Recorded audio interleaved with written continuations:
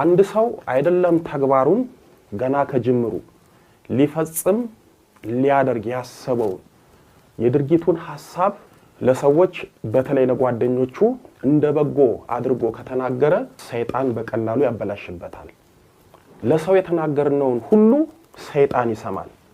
ሐሳባችሁን፣ እቅዳችሁን፣ ተግባራችሁን ለሰው ተናገራችሁ ማለት ሰይጣን ሳይጠይቃችሁ ለሰይጣን ተናገራችሁ ማለት ነው።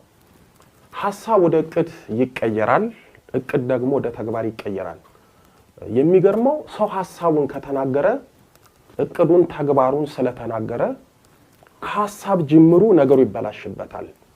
ዝም ብላችሁ ወደ ተግባር ግቡ፣ አታውሩ፣ ለሰው ሁሉ አትናገሩ።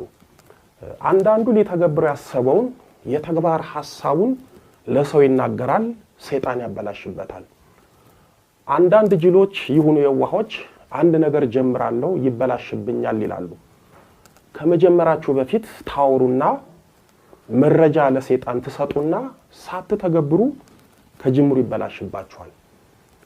ለሰዎች ሳታውሩ በልባችሁ ይዛችሁ ስሩ፣ አታውሩ።